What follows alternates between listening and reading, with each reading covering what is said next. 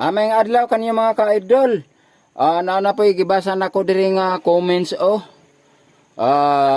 ka-idol Chikoy Rosas, kantaha tong lisod pangitawon ang kwarta. Okay, kantahon ko na karon mga ka-idol. I-like lang ninyo pagkatapos i-share lang po dito mga ka-idol.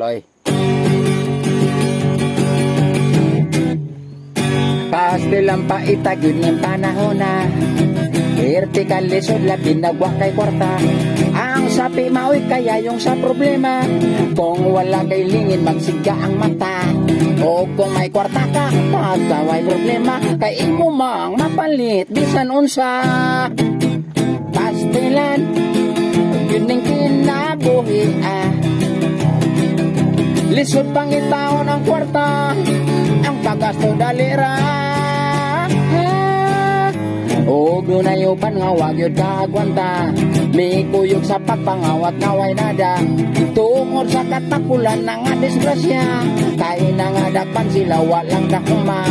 May mga smuggler, may mga kidnapper, may tulisan, snatcher og mga dragpuser. Ayos lang ang ilahang sentensya.